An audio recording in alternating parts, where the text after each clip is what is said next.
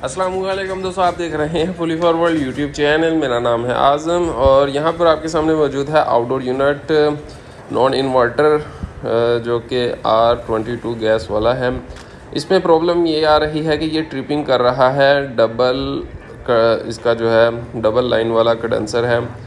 और यहाँ पर जो है प्रॉब्लम हमने जो ट्रेस की है वो ये है कि सिंपली हमने जब इसका कैपेसिटर चेक किया वो भी ठीक, हर चीज़ बिल्कुल ठीक थी।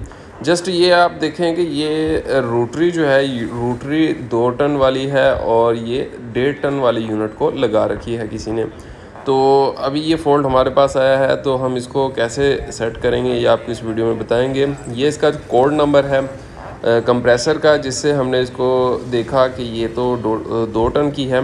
आपको ये भी क्लियर करेंगे कि कैसे आप जो है इजीली फाइंड कर सकते हैं कि ये कितने हज़ार BTU की है। आपको पता है कि 12,000 BTU 1 टन और 18,000 BTU 2 टन 1.5 टन और 24,000 BTU 2 टन के लिए होती है रोटरी।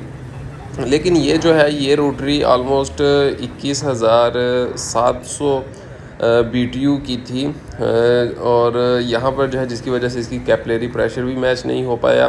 किसी ने यानी कि इसको एडजस्ट किया हुआ है इसमें, और उसने ये नहीं देखा कि ये कितने कैपेसिटी है इसकी। यहाँ पर मैं आपको ओरिजिनल इसकी जो वैल्यू है इस AC की, यानी कि पावर, वो आपको दिखा देता हूँ। कूलिंग कैपेसिटी सबसे ऊपर आप देखेंगे 18,000 BTU, ठीक है, लिखा हुआ है 18,000 BTU।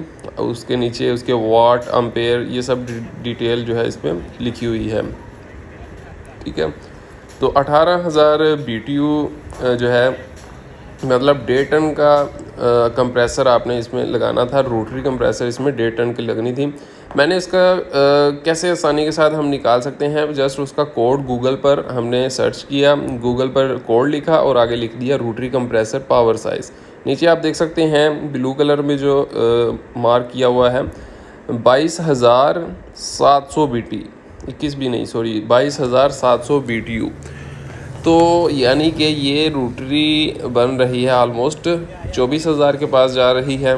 1,300 कम BTU है जस्ट 2 टन होने में, तो मतलब 2 टन के पास जा रही है। यहाँ से भी पता चल रहा है कि इसका पाइप साइज़ बड़ा था, जस्ट उसने पंच करके ही इसमें इसको एडजस्ट किया हुआ है।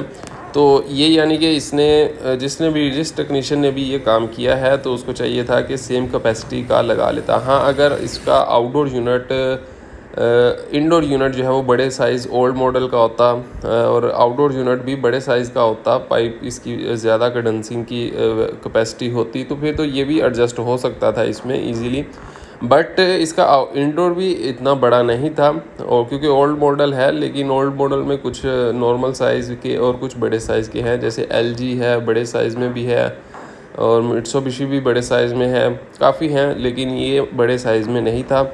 इसका इंडोर के पाइप नॉर्मल मतलब कंडेंसर एवापोरेटर था, तो ये एडजस्ट नहीं हो पाया, जिसकी वजह से कंप्रेसर ओवरहीट होकर ट्रिप कर रहा था, ठीक है। तो इस तरह की गलती कभी भी आप भी ना करें। जब भी कभी कंप्रेसर जल जाए तो आप उसका सबसे पहले उसके BTU देखें, कंप्रेसर देखें, उसका AC देखें कि 1 टन का है, 1.5 टन का है, 2 टन का है, तो सेम कैपेसिटी का आप कंप्रेसर उसमें लगाएं।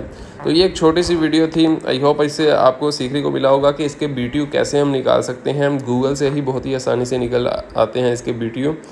कोड नंबर आप अगर लगाएंगे तो उससे ही निकल आते हैं।